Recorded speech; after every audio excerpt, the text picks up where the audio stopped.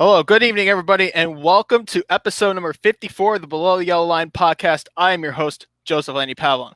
Alongside with me, I have my two guests, Luis Torres from the Motorsports Tribune and RSN Trackside's Marty Czekala has joined the show.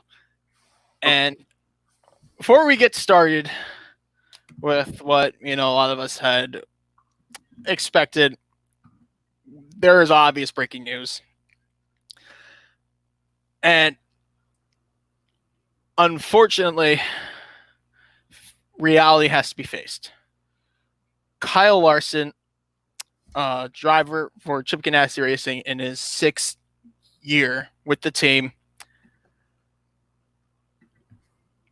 suspended by NASCAR and by the team, suspended by Chip Ganassi Racing and by NASCAR for using a racial slur during a stream last night that was recorded by a fellow competitor in an iRacing event. This iRacing event was a race at the virtual Monza Oval, hosted by Landon Castle, a fellow NASCAR driver. There was over 60 competitors in the race, and Kyle Larson earlier today announced his apologies in a formal minute-long video that he posted on Twitter earlier today, expressing remorse for the situation. Now, I think we can all feel the obvious in knowing that this is not a comfortable topic. This is a very, very sensitive situation, which came unprecedented. And I want to keep this short. So, Marty, I'll let you throw in a little bit of your opinions on this.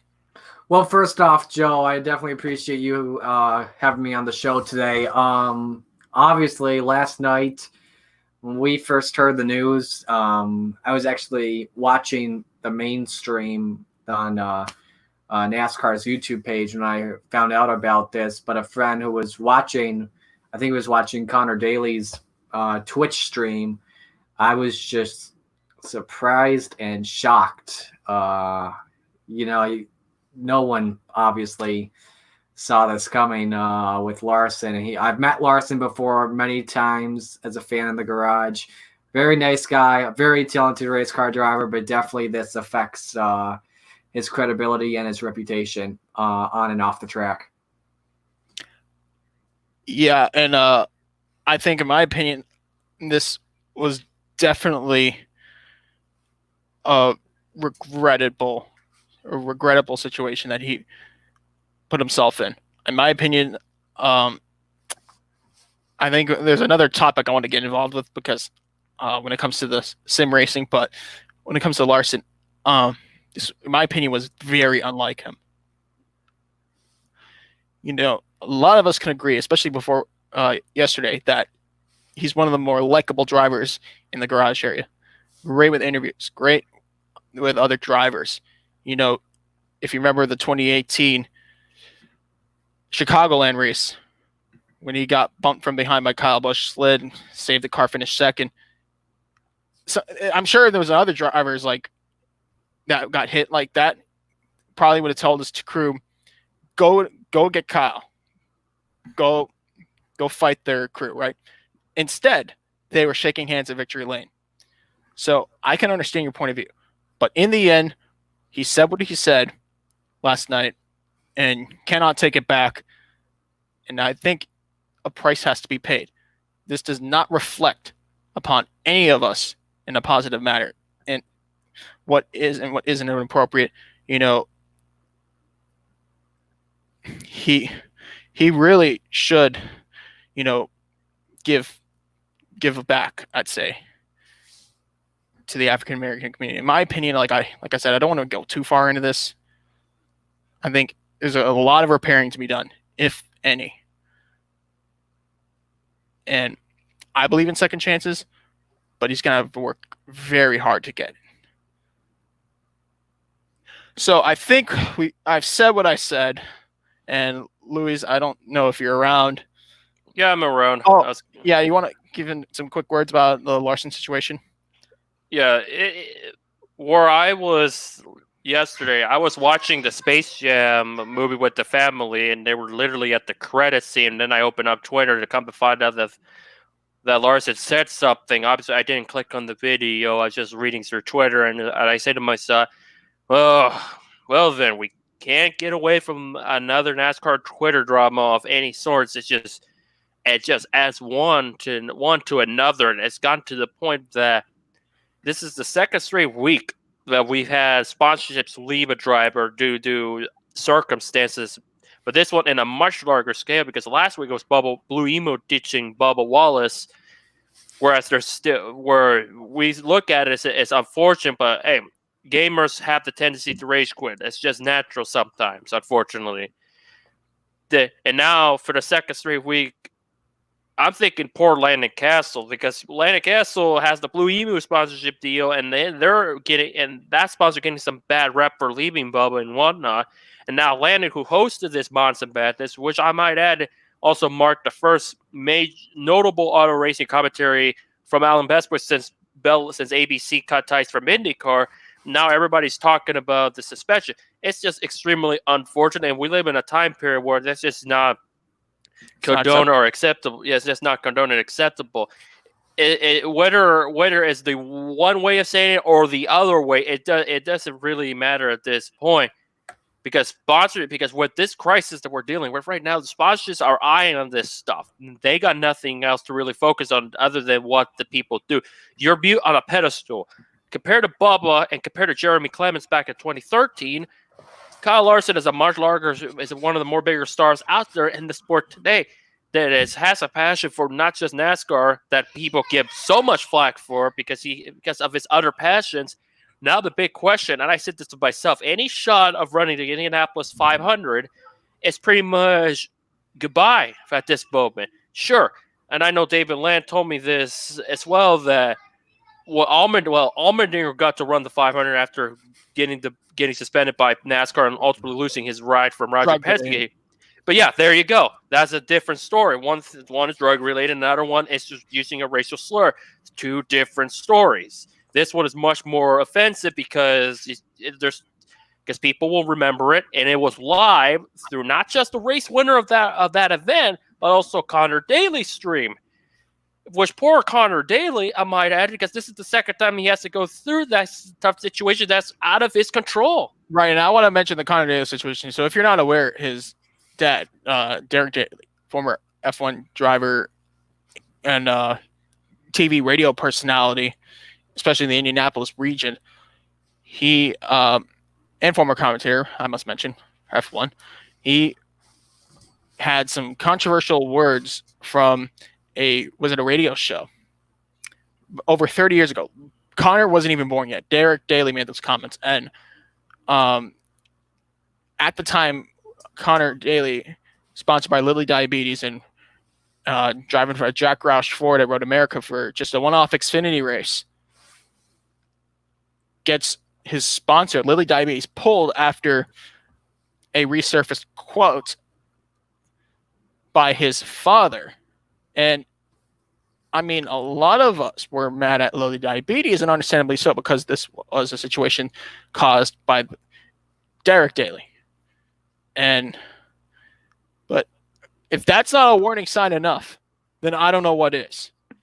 Yeah, fortunately for Connor, his Twitch channel is still active, because you know how some Twitch channels where one bad thing happens, you're done. Your channel is terminated. Fortunately, there's no repercussions because he doesn't deserve it. It's just that everybody heard it. That's out of their control, and we discussed about this before we went live a bit. Says, fortunately, that ordeal's happened, but now with the sponsorships, it does not surprise me, because when you look at it, Credit One Bank, not just sponsorship Ganassi Racing, they're one of the big sponsors for NASCAR. So obviously, they're going to have to take action. They cannot hide. And before NASCAR suspended Larson indefinitely, Ganassi made it clear that they were going to suspend him without pay. Then NASCAR jumped along. iRacing suspended him from their service. And now you have Chevrolet suspending their ties. Then Credit One Bank, and then McDonald's. When you have a sponsorship, you have McDonald's as your sponsorship, they're not going to tolerate this kind of stuff. Even they want winners. They want competitors to They the want point model figures. Yeah, to the point that they basically told PPC Racing in 2001 that Andy Houston. Yeah, with Andy Houston, because Andy basically embarrassed the company after Chicagoland, which was in Chicago. That's one of McDonald's big headquarters at the time, or still is. That they pretty much made an ultimatum that we're leaving by Kansas, and then BBC decided to sack Houston. But once the deal ended, and then the '96 team went under, and then McDonald's became a small associate sponsor with Ricky Craven for the rest of the year. So it's no surprise they have to take action. Yeah, and after 2001, they left for Ray Evernham's team. Yeah, I want to add as well, because I know, Louise, you just mentioned about Chevrolet, but you got to look at this as well beyond NASCAR. And by what I mean by that is, how does this affect his World of Outlaws team? I'm a guy who follows dirt racing a lot, and I believe I read about a half hour to an hour before we came on live that Chevy is the engine supplier for Larson's team in the World of Outlaws. How is this not just going to affect his team, but the driver Carson Macedo? Are they going to have to build new engines? Are they going to have to take off a few races because of what's going on? We don't know what's going to happen on that side either, too. This is absolutely true, because remember, he did Chevrolet. I think Chevy Accessory sponsors the '57 sprint car. Yeah, they do. So who's to say that? Because then, for you follow World Outlaws, as you mentioned, is Chevy, Ford, and what other manufacturers are involved with the league? So I know Ford is a part of Tony Stewart's dirt team. I think those may be the only two, if I recall correctly. Does Toyota have a lot? They've said that I think they're going to build. I think it was either engines or bodies. I think it was engines though. For World of Outlaws cars starting next year, I think it was. I can't recall from the top of my head though. But there is something that Toyota is entering the World of Outlaws next year. I would have to double check on that. So for all you people out there who think that dirt racing requires no money, there you go. Take that into consideration. There's a lot of fundings that are involved with World of Outlaws. It's not always just your grassroots racetrack, but at the same time, when a driver's in a situation like this, and it very rarely does this happen, but when it happens, it happens, and it's known. You could go back to Kurt Busch, and actually many times, and you go early in his career when he got kicked out of Roush after, I think was it a DUI? I think it was DUI or reckless driving. Yeah, he got pulled over. You're talking about Kurt Busch, right? Yeah. Yeah, it was reckless driving, and I don't know if I think he was on alcohol. I don't know if it was enough for a DWI or a DUI. It's still disputable, but regardless, he got pulled over, and that was the end of him in his championship defending year for Jack Roush. Luckily, the second chance came out for Team Penske, and that ended after a controversial interview with Dr. Jerry Punch at the season finale in Homestead in 2011, although it was preceded by some other controversial moments involving Kurt Busch. And then he had to spend a year in 2012 driving in the lowest of equipment that he's ever been in as a professional Cup Series driver. James Finch's Phoenix Racing team did not go smoothly either. He had a few good runs here and there, but the Darlington incident, and of course, which really snowballed into the Bob Pockrass fiasco. Then he got suspended and ran up front at Sonoma with a blank red car. Yeah, these are incidents that's happened over the past decade or so that it does have repercussions no matter what. And I might add, along with our World of Outlaws, is like no motorsports that you got to have money, even if you're the best at what you do. Look at Tony Schumacher. His career is practically, unfortunately, over for the most part, or altered, because after U.S. Army left. So you got to have money no matter your name. And without those sponsorships that Larson had, that pretty much covered almost his entire season, if I were Chip Ganassi, you got to be in a situation where you got to think ahead of the future. If I can add as well on the situation regarding Larson, we haven't really seen a situation like a racial slur in the sport since 2013. If you guys do remember, Jeremy Clements, who races the 51 in the Xfinity Series, got indefinitely suspended for saying that same slur that Larson had said, and pretty much the punishment was the same. Had to take a sensitivity training class, and that lasted about 2 weeks. But look at where Clements has gone now. Ever since that, he's gotten a win in the Xfinity Series at Road America, and he's got a car that, where we are at, where Xfinity Series cars are now. Obviously, I'm talking about the Xfinity only cars. They make the playoffs usually on and off every year. Right, but I would like to go back and talk about Kurt Busch, though. How many controversial moments he had, incidents on and off the racetrack, and it didn't even stop. When you thought, okay, it was Stewart Haas racing 2014, happily ever after. No, he faced allegations of domestic abuse, was sidelined from the Daytona 500, literally pulled out of the car during speed weeks. Say what you want about that, but that's what happened, and he missed like the first 3 weeks, if I'm not mistaken. He came back. Luckily, the sponsors were loyal, and they awaited, court case before pulling out. If that makes sense. But we're not talking about an allegation. We're talking about a verbal remark that was made by a driver that is uncondonable by any means. And less than 12 hours later, he's pretty much out of a riot.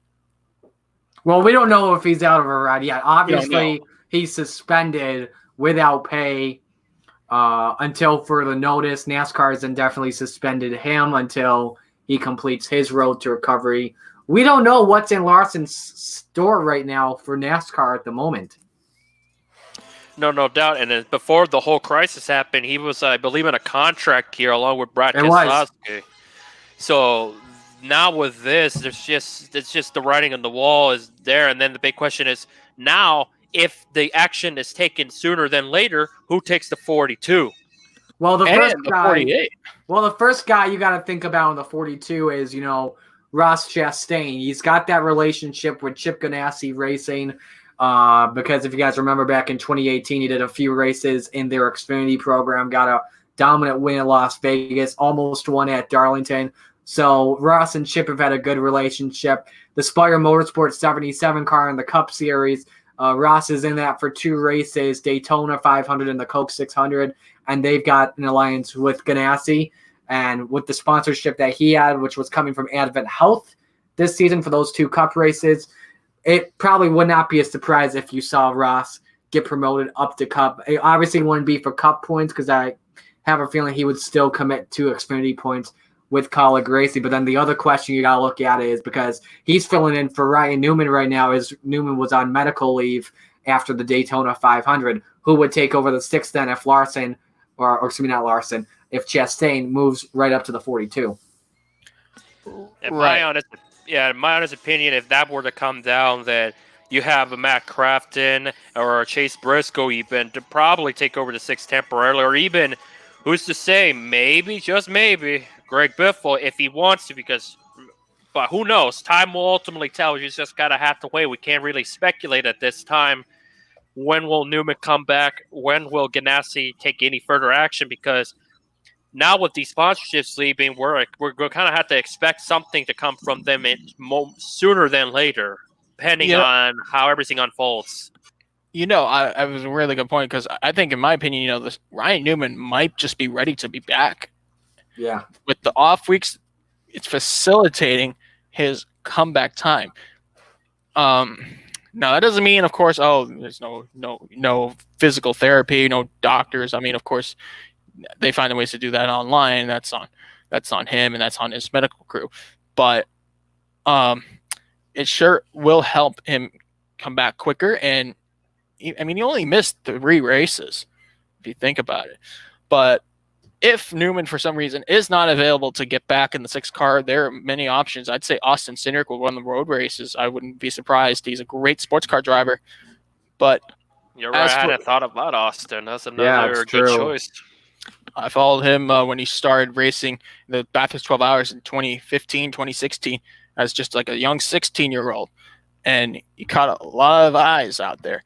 So that's how his career began. But I would mention that Ross Chastain, this could be the door open for him. Obviously, we don't know at this time. This is all new information. Personally, it took a long time for me to process this. I think a lot of us can agree about that. But as for Ross Chastain, the door might be open for him. But I'm looking at that 48 car for Hendrick Motorsports. Johnson's out. He's retired after 2020. They've been hinting at Kyle Larson for a long time, but they've also been hinting recently before the Larson situation. They've been hinting at Brad Keselowski going from Penske to the 48 car. Remember, Brad Keselowski won a championship in 2012 in just his 3rd full-time season with them. Why am I not saying season? Because he wasn't a rookie in 2010. But things just clicked quickly with Paul Wolfe, and it just doesn't seem like the same is happening. Although there are only 4 races that we can refer to. Even if you go back to 2019 and 2018, we just haven't seen the same Keselowski that we saw in the early to mid-2010s. Outperformed by Joey Logano and maybe Ryan Blaney. If I can add something to the Brad Keselowski situation here, Joe, if you guys remember, when he was beginning his then Nationwide Series career / moving up to Cup, he was with Junior Motorsports, 2 wins in the Nationwide Series in 2008. And then in 2009 at Talladega, he pulled off that upset. Remember, even though it was Phoenix Racing at Talladega, that was a Hendrick-affiliated car. It was a Hendrick body. It was a Hendrick engine as well. Brad's has had a good relationship with Rick Hendrick in the past. Obviously, it changed hands to Penske when he moved to them in 2010. I wouldn't be surprised if Brad made a return to finish some business with Mr. Hendrick himself, but we don't know what's going to happen there with Jimmy at the moment. We're probably the best thing right now about Johnson is to wait, because there are still some questions in mind. There have been some reports as well, some hints that Jimmy may do another season with what's happening because of the pandemic. We don't know about if he's going to return for 2021 or not. We don't know if Brad's officially leaving Penske or not. Obviously, it's a contract year, so we're just going to have to wait and see what happens. Yeah, you make a great point there, but I think, in my opinion, the situation with Brad Keselowski, the door is open for him to leave and maybe go to another team. I think, and I've actually hinted at Christopher Bell leaving Joe Gibbs Racing to go to Chip Ganassi because of his roots with Larson and and that they're both from the dirt track backgrounds, and they would go hand in hand. And Chip Ganassi only has 2 cars, but the question is, that will be another former TRD driver leaving for another manufacturer. Because remember, Larson used to be a TRD guy, if I recall.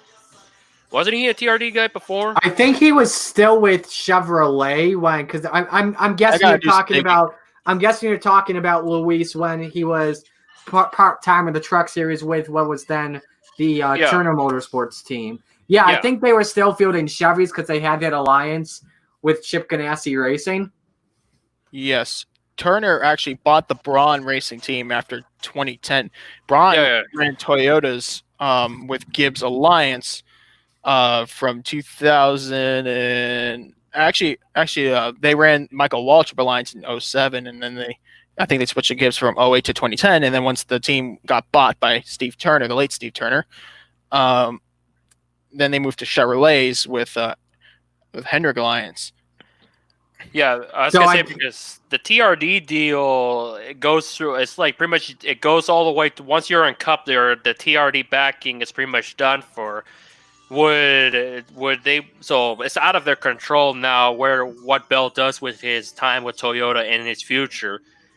but that'll be interesting to see him in a Ganassi car because you got to consider those Joe Gibbs guys. If Eric Jones goes out and have a monstrous year this year, once we get going, then Bill will have to think: does he want to stay with LeBron with Gibbs' support, or does he want to go somewhere else where a bigger opportunity arises?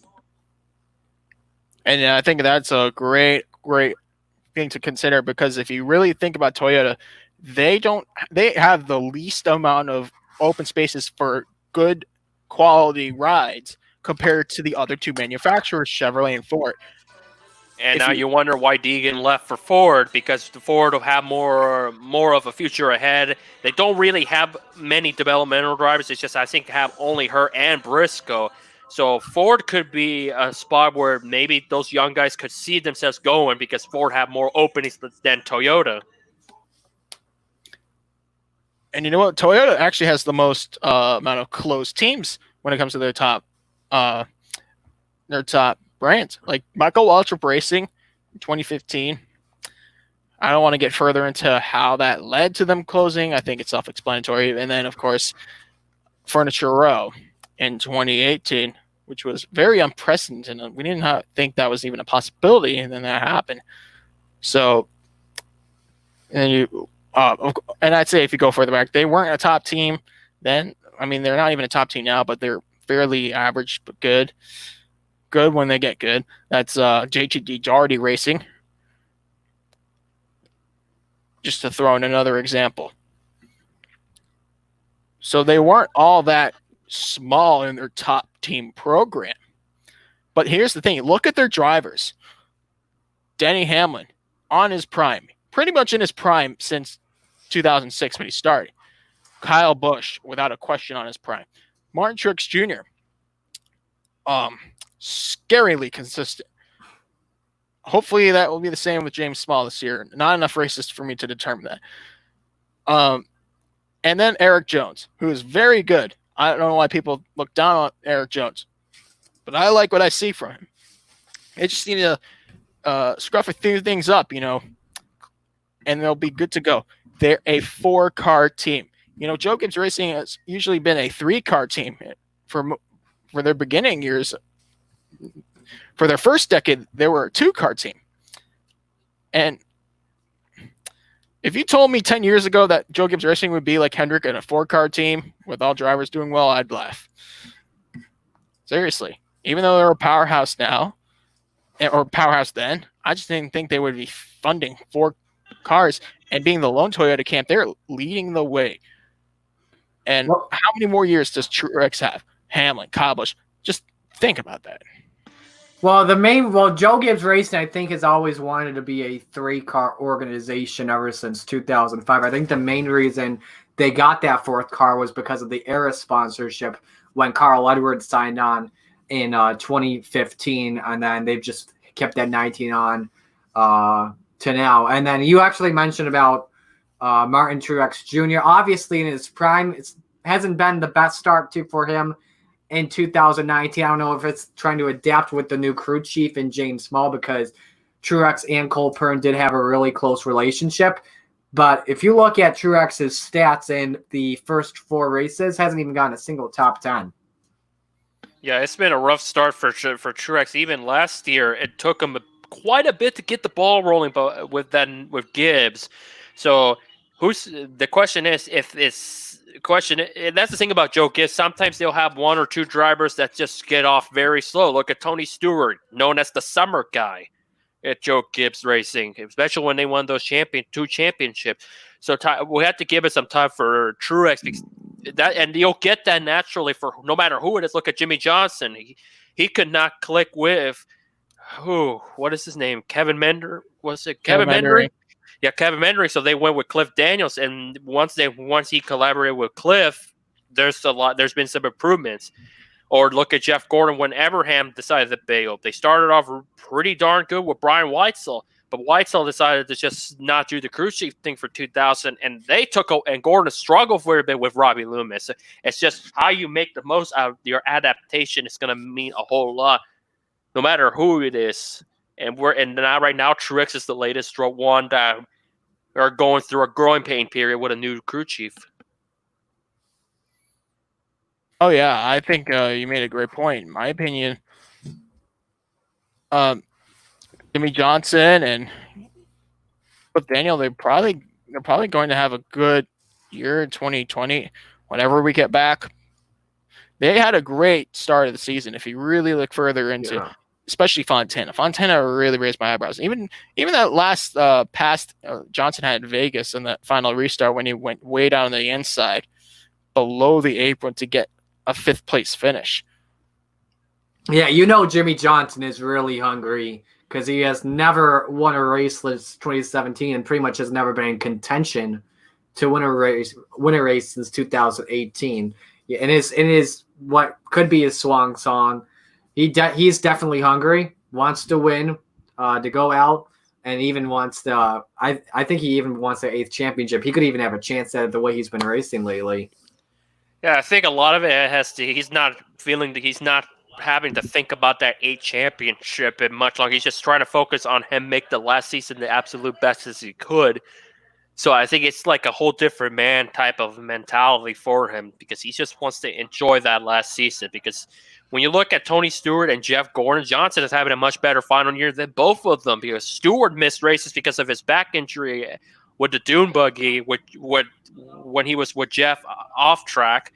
And then Jeff had that hard lick at Atlanta, the wreck with Austin Dillon that did in the 500. So Johnson's doing exponentially better than those two by comparison. Yeah, but I mean, if you look back at another final season, and Jeff Gordon, probably the best example of someone who was still in his prime in his last few years, always like there and ready to pounce for a championship, although it unfortunately didn't happen to get that 5th title. But he was in that position that entire 2015 season, and he did such a great job at the end with that win in Martinsville and appearance at Homestead. It was just like it clicked when he needed to. For Jimmy Johnson, though, I wish I could say the same about him. I mean, let's go back to the last few retirees. I'm not going to count Carl Edwards because he had an unexpected retirement. Yeah, he didn't confirm or said anything, and neither did Matt Kenseth. He practically got forced, right? And he was basically content with it. He doesn't mind the retirement life, which obviously. In fact, I think he kind of was ready. Yeah, I think it was inevitable. Even though I still believe Kenseth would have been that one guy that would still win races frequently, all the way to his 50s, in my honest opinion. That is true, and we haven't really seen that since Mark Martin. Yeah, not since Mark Martin and Harry Gant way before then. I mean, it's a very unlikely scenario anyways. But going back to some of those other planned retired drivers, like not Greg Giffel. No, he was released, but like Tony Stewart and Dale Jr. I'm trying to go back to them. Tony Stewart, Dale Earnhardt Jr. were way off their primes leading into their final season. Ever since the 2016 concussion, Dale Jr. wasn't the same. Really, ever since the 2 times Tony Stewart had to step away from racing, I'm not going to get into the 2014 one. He hasn't been the same. Well, when you think about Tony Stewart, though, you look at 2016 and, the first half of 2016 and then all of 2015, that 14 team is a good team. They're capable of winning races. I think there may have been some mentalities in Tony Stewart that was putting him off his game. But once Tony knew that he could return to victory lane, which was Sonoma in 2016, that 14 team knew they could improve because I think how many times did he finish in the top 10 or was he running in the top 10 after Sonoma? I went to New Hampshire in 2016. He finished runner-up. I thought he was going to win that race for a moment, but he did so good at that. Right, and you made a great point about Tony. Yeah, it's just so many stuff happened with Tony that just kind of led to that unfortunate circumstance where because honestly, that's the thing about Tony Stewart is that we never got to see him run a proper last Daytona 500. His last one was the same along with Gordon, and both of their days ended in an accident. And now it's just a matter. It's one of those things that he deserved a better send off. But fortunately, he's still doing some racing. Then and there's just not a NASCAR. And hopefully, when the Brickyard / IndyCar weekend comes along, the doubleheader, he has a decent showing. But the question will be, of course, what team does he drive for? Oh no, I think he's his own team. Yeah, it's got to be his own team. Yeah, I was gonna say Cup is where they have that rule, according to Bob Pockris, that rule where the Cup that you can't have a rookie, limited amount of races. Which that too, the 5th car exemption is no longer existent after Chase Elliott's 2015 trial. So yeah, because remember that there's this wildfire thing happen where what if Tony runs the Brickyard 400, the Brian Clausen 39 sprint feature, the Xfinity race, and the IndyCar race? It's obviously just nothing but hyperbole and what ifs. But imagine if that somehow became a reality. That's just going to be difficult to make that possible on the Cup level because he can't run his own car. NASCAR needs to take a good look in the mirror about the 4-car limit in the Cup Series, because maybe that's an outdated rule. If you look at this point, the Truck Series, I know you got big teams like Thor Sport. Oh, actually, no, GMS Racing. My bad. They have 5 trucks. DGR last year before they just decided to scale back a bit and focus on the regionals and align with a couple other Ford Camp teams like Monroe. Mm-hmm. If it's going okay in the Truck Series, then it will work at Cup. And I want to talk about the Truck Series a little bit. I mean, that's a quietly but very competitive racing series. If you saw the 2019 season, you'll know exactly what I'm talking about. Because let's introduce Austin LaPlante to the call. How's it going, Austin? Nice intro. I saw it. Do that. That was pretty funny. Hey, Marty. It's been hey, Austin. many months. It has, yeah. You were saying, Joe? But yeah, we were talking about the Truck Series and how competitive they've been, and with just the roster of competitive drivers. And I know I said that word a lot. Teams, they've been closer than ever to victory lane. Well, this Truck Series, if I can add real quick, with the fact that first off, they updated the playoff system from 8 trucks to 10 trucks, and I actually now think that's a good decision with the way the competition level has increased. You got a lot more drivers that are hungrier for wins. If you think about it, you got guys like Grant Enfinger, Stuart Friesen, Johnny Sauter, Ben Rhodes, the KBM trucks, Akis, Lassard, among the few that are very capable of battling up front, winning stages, winning races. This may be this year, and you could say last year as well, maybe the most competitive group we've had of the trucks in a while. Yeah. I've always enjoyed the extreme early years, aka the 90s. Just saying. Yeah, this 2020. Oh, go on. No. Say I was going to say something else, but it's pretty much not really important. Yeah, the races throughout the years are fine. It's just the extreme early years with dominant cars like Ron Hornaday, Mike Skinner, Jack Sprague. Those guys, they were basically the names of the Truck Series back then. Your thoughts? Yeah, with this probably, I remember back in 2017 how excruciatingly frustrating it was to follow that Truck Series season, because it's just there were so many guys young but not using their heads. I don't know. It's just the quality of that series was just not as great compared to what we have right now. When we come back, you have so many hungry and stacked young guys like a Derek Krause and a Tanner Gray. And even when David Gravel comes along, you have so many drivers out there that are poised to win, where I guess in that sense, it makes sense to expand the playoff grid.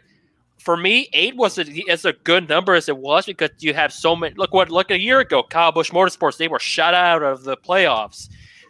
Who's to say that could happen again in 2020 when we get back going? Because who knows how Ekis and Rafa Lazard will do when they resume. you got so many drivers out there that is stacked right now. Honestly, all the top 3 series all across the board probably is one of the more healthiest competitive wise we've had in a while, where you can actually say to an extent we have some sort of parity. More on the truck series side, I can imagine, going forward. You know, you made a great point, because I really would go back and look at the at last year. You know, 8 drivers, now it's 10. But okay, my dog's ain't working. I had a document of my mock truck series final standings. I just can't find it, but like, I think, in my opinion, the series that should have 10 drivers and not have 12 is the NASCAR Xfinity Series. Seeing how uneventful the battle was for the last spots in the playoffs last year tells me that there are too many spots open for too little competitive teams and drivers. Now that's an argument. I mean, I'm kind of a fan of like when this playoff system first started for the Xfinity Series. I liked it because you had those drivers who were like didn't have as much funds as like the top drivers like Joe Gibbs Racing, Richard Childress Racing, Team Penske, et cetera, make the playoffs, get their names out there, bring some attention, bring more funding onto their Xfinity Series teams. And one of my bigger examples was, if I recall correctly, Blake Cook, when he was racing for Colleague Racing, and that was Colleague's first ever year in the Xfinity Series. He nearly made the championship 4. Right, and then I remember that very eventful Phoenix race. He felt short, but it was a great story when it happened. I mean, and now look at Colleague Racing. They're expected to finish in the front, win races, get some top 5s, top 10s. Yeah, and not just in trucks. Look at the Xfinity; it's more wide open without the big 3. The question people will say, without the big 3, does this mean the quality of the competition has gone weak, or it's neutral, or even better? And time will tell sooner than later, because if people feel like it's not as strong, when especially for some of those guys that move up the cup, then people will look. And that big 3 was last year in the long run. Yeah, we apologize for the technical difficulties there. But yeah, I got to hear your point. That was a great point that you made. But I think about this truck series, the situation is that 10 drivers is good. Now there is going to be a bigger fight to get in that last 10 spot, because you know that the door was open for you that you didn't have last year. And if you blow that opportunity, what is that going to say to your team owner, crew members? What if that 9th seed driver, I think it was KBM, was it Todd Gilliland, or finishes 11th seed? I mean, even though he's in a different team. So there's that. Let's go into another topic here real quick. Let's see what else we have. So here's some of the headlines. Japan has declared state of emergency due to the pandemic. Obviously, that will affect Super GT racing. That's going to possibly affect the Japanese Grand Prix. Although the race is in October, we'll have to see what happens then. And that's just a question of not just that Formula One, because they're in a pretty much rough turmoil going forward, because the teams are threatening to pull out. Who's to say how F1 will look in a few months?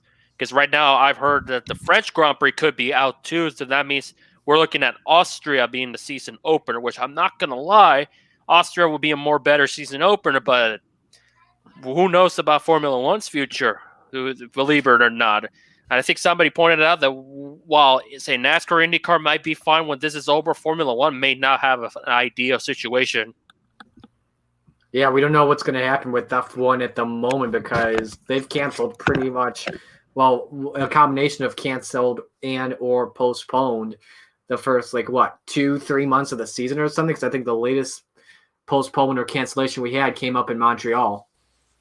Yeah, right now it's 13 rounds, but if like French Grand Prix is officially out, we're looking at 12. So they've already lost 10 rounds, and their situation is much complicated because they travel around the world to the point that I think sooner or later Ross Brawn, John Todt will have to take action at some point by May or June to decide the fate of the Formula One season. Because at this moment they're looking at done all year round, or they have to do a super season. Definitely, and it's a tough break as well. If I look at the schedule, it's a tough break for tracks like the Dutch Grand Prix in Zandvoort, as well as the Vietnam Grand Prix, because those were races that were supposed to either be returning or have its inaugural race in 2020. And the fact that they're not getting a chance to get their races back going because of the pandemic, it's just a tough break for them, and they're not able to bring in that much revenue they were supposed to be bringing in for their race weekends.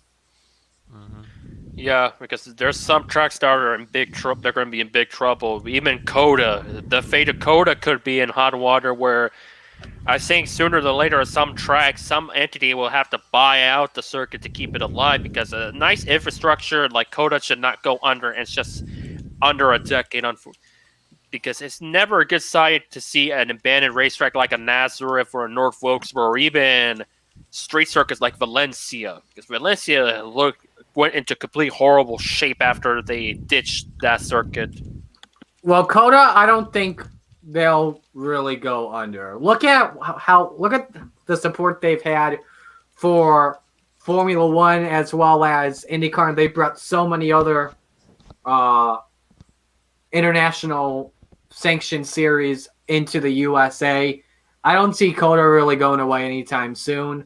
They're still going to commit to all their series and all their races they've got planned for, whether it's postponed for 2020 or anything that's scheduled for 2021 already.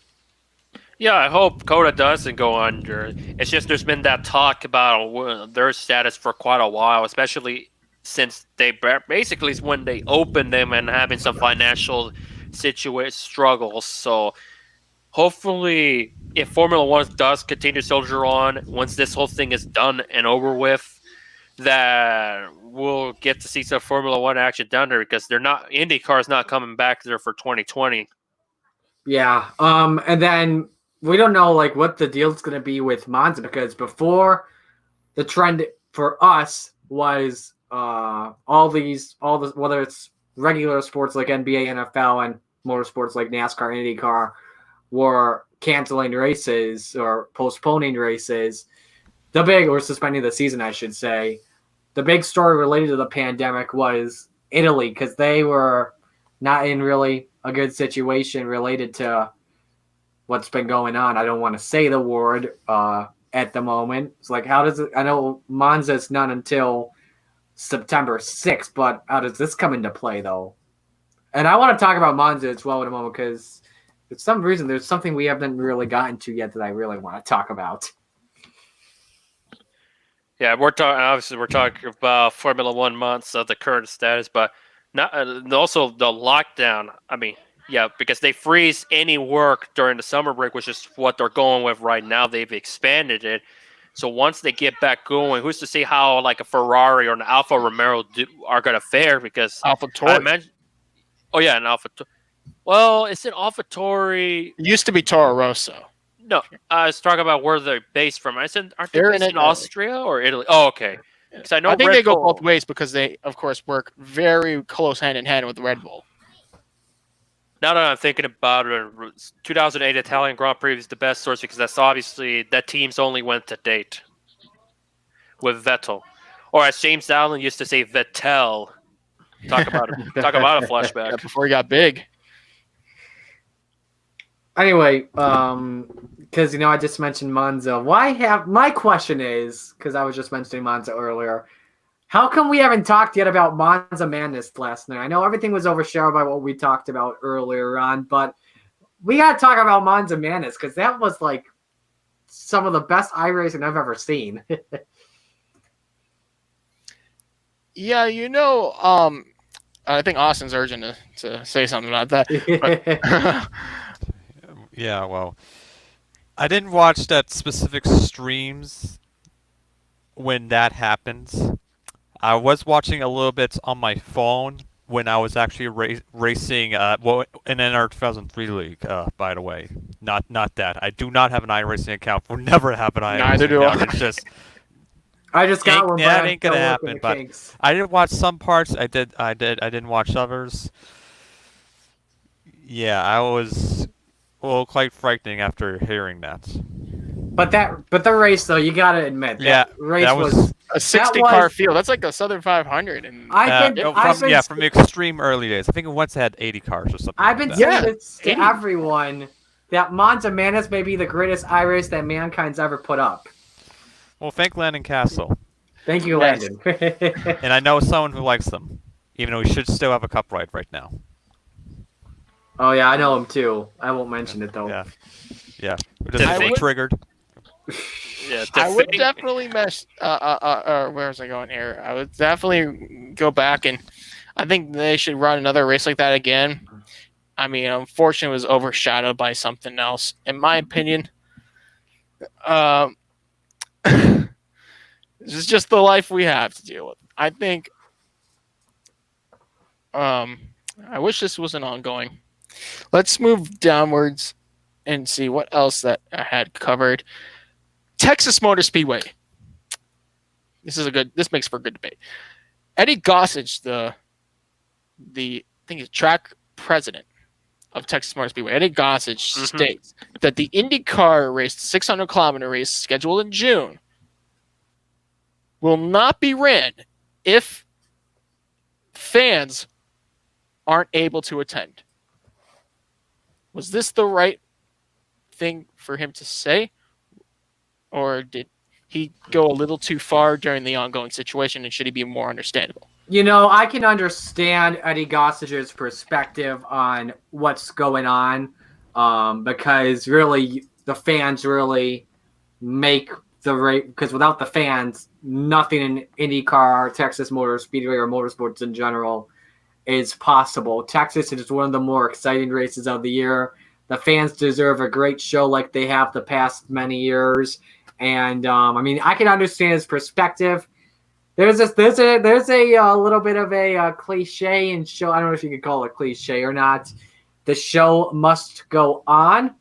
And I mean, if we get to like sometime before, I don't know, maybe before September or stuff, when we're nearing the end of the season, or maybe before November, because of all the changes the IndyCar's made to the schedule, that's when you really should consider running the race without the fans. I mean, I know you like the fans. You put on a good show at Texas, even all the crazy shenanigans before every NASCAR race, at NASCAR or IndyCar race, whatever it is, at the Texas Motor Speedway.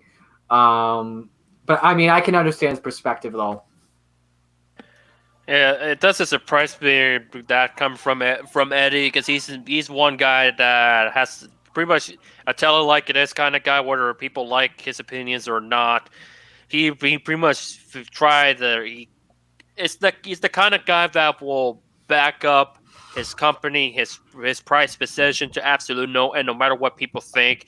It's kind of like a ride or die for him, and I understand why he feels that way, because it's one of the more bigger crowds. The Texas area for the IndyCar side of things is one of the more bigger ones in sports and in racing. So he knows that with COTA out of the running, that means all the finances and revenue is going to be more ideal for him. So he's thinking competition, because he's been vocal about COTA in the past that he does not want competition from them in the same weekend, albeit Formula One, unless he agrees on it, which is very rare, with the exception of Formula One, of course. So he's just that kind of guy, so he doesn't surprise me. But if they move that, if that's out of the question, I might imagine it could be deep in the season, or maybe the championship finale. And I say that multiple times because obviously Laguna was the original. Now St. Pete is the tentative current finale. Now if they can't do anything about it, you don't be surprised if we see Eddie Goss just wanting that finale at Texas. That'd be nuts. Yeah. That would be nuts. Yeah, not the first time. True. Yeah, true. Listen, do they really need to go that far in the fall to make this 2020 season happen? I mean, that's just another question. And should Eddie Gossage be open to a race without spectators and the fans? We know that we got, of course, millions of viewers at home who are very, very hungry for a live event of any kind. And I think if he could contribute to that, making that happen, I would be 100% for it. But I definitely understand his point of view when he's trying to promote a racetrack. And of course, how could you do that with no one in attendance physically? Obviously. Let's move along. And let's see what else we have here. Okay, Nelson Piquet Jr. This is actually one of the more underlying stories. Nelson Piquet Jr., former F1 driver, joined NASCAR after some controversy. I don't want to get into that. I think we all know how that happened. But he joined NASCAR and found some success in the lower series, especially in the truck series. Scored his only Xfinity win on a road course, Road America, back in 2012 at Elkhart Lake. Won 2 races on an oval, field mileage race at Michigan, and a last lap pass against one of the series best, Matt Crafton, at Las Vegas. He's hinting to return to NASCAR as a possibility on road courses. And this is a rumor of Nelson Piquet Jr. hinting to come back to NASCAR. How will this work for him? You know, I like to see him come back to NASCAR, to be honest, because in my opinion, with the way he was running in the truck series and as well those Xfinity Series road course races in 2012, I saw something developing in Nelson Piquet Jr. I was in Michigan for the day he won his first ever truck race. I know that was a field mileage race, but I was impressed by how he raced. I was impressed by how he raced at Las Vegas, dominated Road America. I would love to see him come back. The road courses, I'm not surprised that he said, because he is a road course ringer, to say the least. With the win in the Xfinity Series, and didn't he do full time as well in the Xfinity Series? I think, what was it, 2013? 2013 was it? That was his only year. Okay, yeah, I would love to see. Let me see. I'm looking at PK Jr.'s results right now.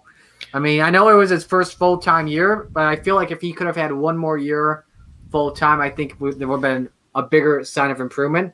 I would love to see him come back, definitely for road course races, being a Formula One star back in the late 2000s. But I would love to see him get on more ovals because he has shown success on the ovals, especially because I know you mentioned it earlier, Joe, the Las Vegas race. Got by barely one of the best drivers in the truck series at the time, Matt Crafton.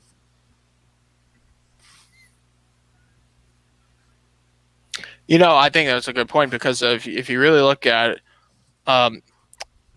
Nelson Piquet Jr., he didn't have the best 2013 nationwide season driving for Turner Scott Motorsports. He finished 12th in the standings, but mind you, that was a very competitive nationwide series. If you look back, 2013, yeah, because I think it was like Austin Dillon and Sam Hornich Jr. Oh, Regan Smith, Regan Smith, yeah.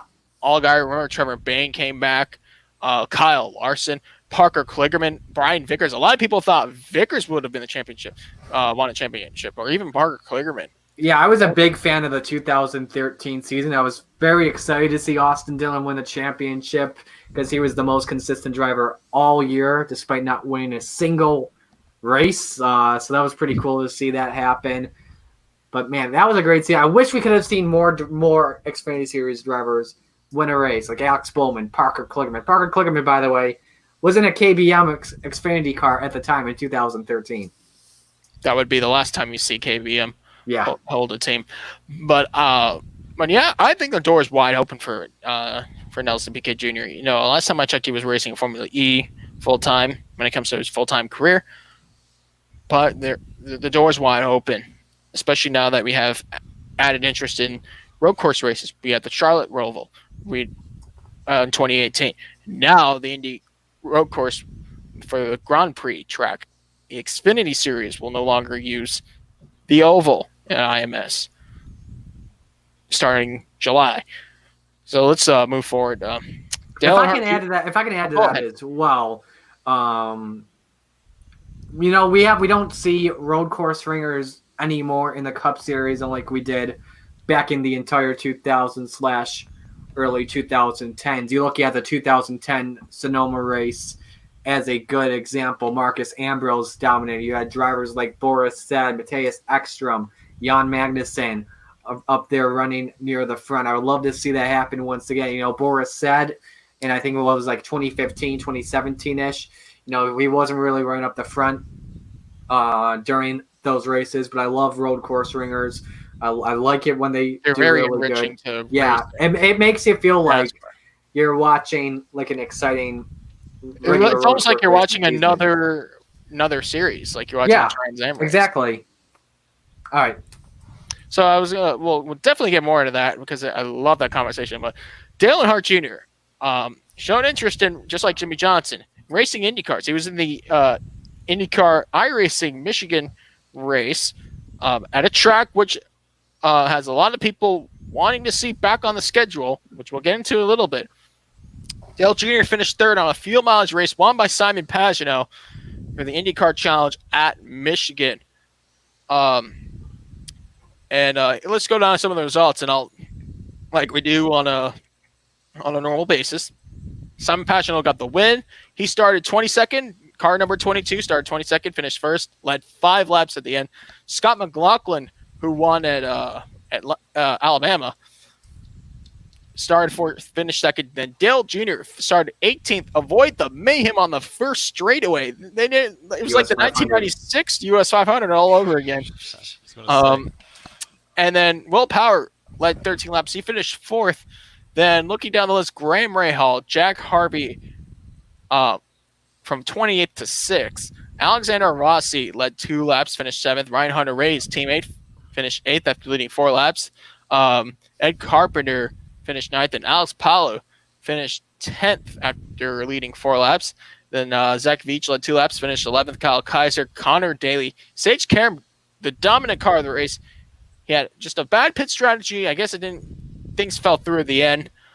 Led 49 laps, started 9th, finished 14th. And looking down the list, James Davison, Dalton Kellett, Tony Kanaan, Marcus Ericsson led 5 laps from the pole. Sebastian Bourdais, Felix Rosenqvist, James Hinchcliffe, looking down the list, Santino Ferrucci, Joseph Newgarden, Pato Award, Robert Wickens, and Max Chilton, last car to finish the race. Then Colton Herta, Marco Andretti wrecked out. Scott Dixon disqualified. Oliver Askew never even made it to the start-finish line. He wrecked on the opening lap. At least fortunately for those guys involved in that opening wreck, at least they didn't end up like Jordan Taylor at the Monza Madness, which the sim brick completely went over. I'm not sure if y'all guys saw what happened to Jordan Taylor. He took a pretty rough hit on the sim brick. I know what you're talking about. Yeah, I saw he posted on his Twitter, I think, right? Yeah, it posted it from a few accounts, but they were later taken down or some sort. But fortunately, I got to see it before a couple of them that tweeted it and no longer popped up. But the talk, my takeaways from that Chevy 275 race in Michigan, it shows that they should be running in Michigan. Obviously, look what Will Power and Sage Karam were able to. They put on an incredible show. Obviously, it's one thing to see it in the virtual world and another thing in real life. But who's to say they could put on a great show at that 2-mile circuit? But for sure, the disappointing outcome of that whole ordeal was Felipe Nasser. Felipe Nasser had an outstanding oval run. He was right up there with those guys with Karen Power. And then, like a few drivers, had spun going into pit road and then got collected by another competitor and just took them out of the running. So this was a race where if you were out in front or right in the battle, you were destined to not have a good result because of the fuel mileage or pit road incidents and vice versa. So, and the fact that the Penske guys finished 1-2, it comes to no surprise, but imagine if Dale Jr. was to win that thing. Imagine that. iRacing subscriptions would have skyrocketed. But anyway, if let me say this because I know the basic point of this, the basic part of the topic was Dale Jr. finishing third in this. I am a huge fan of the diversity that's coming into these IndyCar iRacing challenges. Dale Jr. finishing third. Scott McLaughlin, I know he was supposed to do the Indy GP race, but obviously can't now because of his V8 supercar schedule. Wins in Alabama. Jimmy Johnson, he's got his own sim rig, and that first sim rig he had was specifically meant for IndyCar racing or open wheel racing. Has been racing it. I think we've seen as well some like Indy Light stars as well move up. Whoever that guy was that was filling in for Ryan Hunter-Reay the first two races, I can't recall who it was, but I am a big fan. Kirkwood. Yeah, Kirkwood. But I am a fan of this iRacing challenge that IndyCar has really put on. I was a huge fan of the Michigan Oval back in the 2000s. I don't know though if it should be back on the IndyCar Series schedule in real life.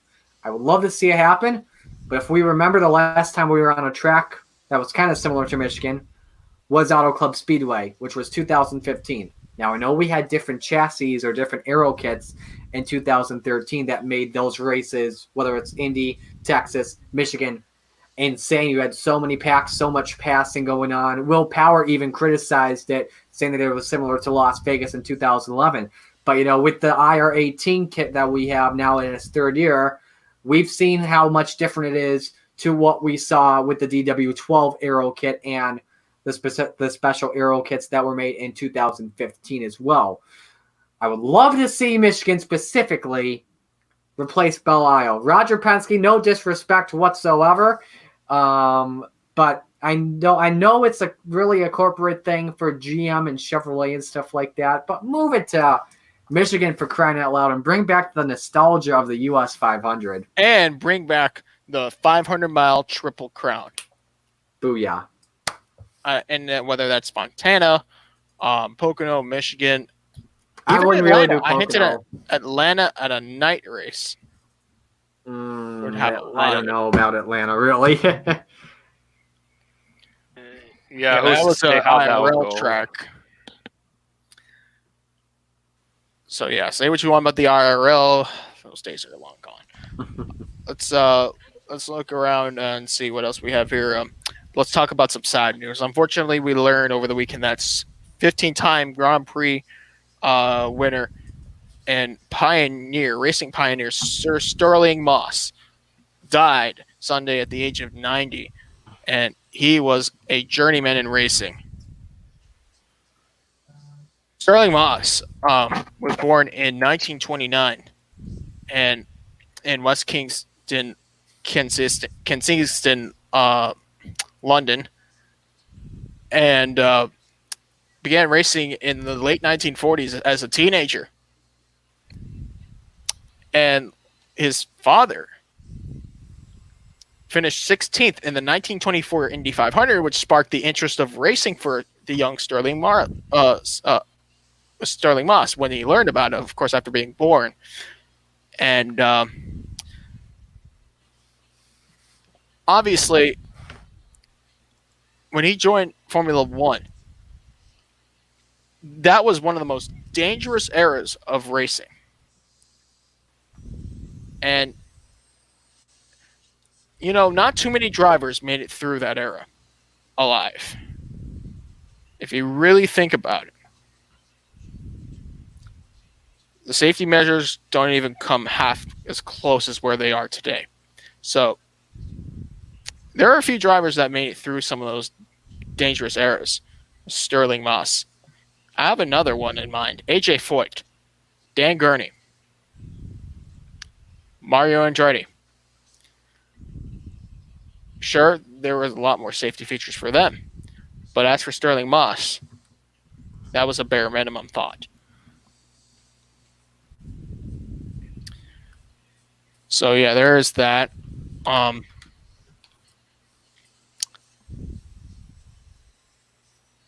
Yeah, it's just one of those deals where it's very unfortunate, but it's just this legacy will certainly not be forgotten because, like you said, he comes from a time period where, on average, you'll lose about one driver a month in the 50s and 60s, and he's just been an ambassador. Like, whether it's his accomplishments in world racing or just how, or even some comedic value as well. Because let's not forget the James Hunt comment with Sterling Moss when he was asked about how the cars have changed on a blooper that's obviously defined. You don't have James to Hunt. say what happened. I think it's It's self-explanatory. self-explanatory. Yeah. Go look it up.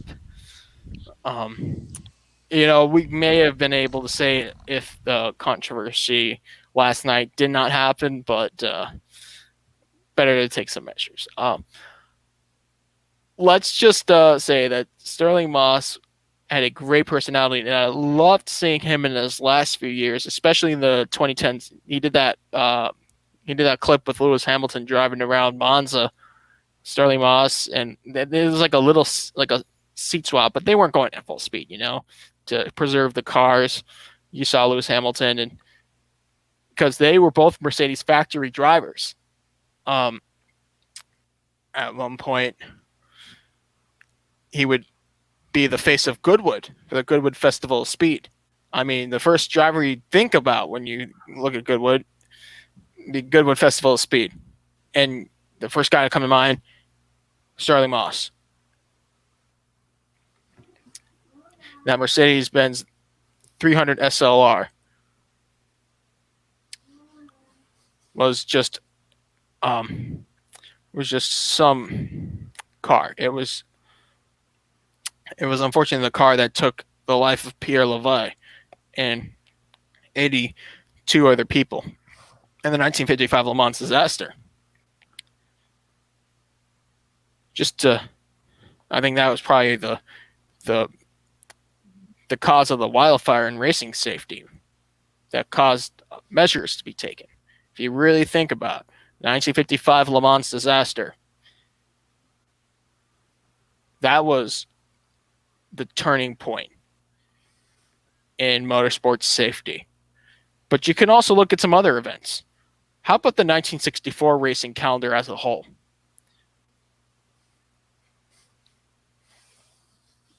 And one of the deadliest Memorial Day weekends in history, 3 drivers lost their lives. Go ahead and take a look at the I forgot what the name of the documentary was about Eddie Sachs and Dave McDonald. But look it up. So I think we've covered everything for this podcast, and let's hear some of your final thoughts. Your final thoughts about everything that's going on. You guys can take it away. For all the first responders out there during this pandemic, we thank you for what you guys are doing, and we hope everyone out there staying safe, staying healthy. Make sure you practice social distancing, stay home. Look at all 4 of us. We're staying home, and we're at least 6 feet away from each other. But we hope NASCAR returns to real life soon, obviously. Looking forward to what this rest of this pandemic has in store for us regarding to esports. Yeah, let's hope this ends sooner than later, because it affects pretty much all those independent, the journeymans, and those trying to eventually break through in this motorsports media world, especially those that are freelancers. But for now, the most we can do for some of us is just watch the iRacing events. I know this Saturday the drivers have voted they're going to be running at Twin Ring Motegi, a venue they haven't run in IndyCar since 2011, but oval-wise since 2010. So who knows? Dale Jr. could run that one. He said if it's an oval, he'll be in, but we'll see about that. I know Takuma Sato is possibly running that one, depending if his equipment arrive in time. So things are looking up on that side. And, of course, the Pro Invitational Series will be running a virtual Richmond Sunday morning. So I say morning because from the West Coast, it's morning. So, but yeah, anyways, Motorsports Tribune, Facebook and Twitter, at the LT Files on Twitter. Yes. You forgot about me. I exist. We hear you. I don't talk a lot. I just really can't get into most add on to topics that you guys talked about, but yeah, what's going on? It's pretty much sort of tough on me. I mean, I work at a grocery store, and yes, most of the time, I do not wear a mask or use gloves. But that's pretty much given as an option to us workers. Even though my parents want me to use gloves, I do tend to use them if if they are in the store when I'm still working as well. No one really says anything. Not no none of the other workers, none of the other customers, no one. You may want to take a hard look in the mirror next time you do that, because we don't want you to go. D- don't don't be like that yet. Oh yeah. But all seriously, it's good to stay, sanitized and At and least I um, do that. At least I do wash my hands. I have this whole thing of hand sanitizer right here, and I have two other bottles just as full in my car, and I'm surprised they haven't gone down as much as I think they would. So yeah, Marty, give away your social media so people know where to reach you. All right, Facebook, Twitter, Instagram at Marty Czekala. I think they can see my name on my first and last name on the live stream. That's what that is. I'm on RSN trackside. Well, obviously we're on pause right now, but I'm still printing some content from time to time on the Rock Sports Network Facebook page. I think we're gonna get another interview set up here for air within the next few days here. Tough as well. I'm also the play-by-play voice of the Brockport Golden Eagles. For those of you ESPN Sports Center fans out there, you guys have probably seen them on senior night. Yep, twice. We'll get back there soon. I'm on Fansiders Beyond the Flag as well on the national side. So, but yeah, looking forward to stuff coming soon. Appreciate you guys having me on the show. Marty. Yeah, absolutely. I'd be willing to come back. That's great. All right, everybody. Thank you so much for watching the Bully Online podcast for Austin LaPlante and my guests Marty Czekala and Luis Torres. I'm Joseph Landy Pavlon, signing off. We'll see you next week for episode number 55. The E is silent.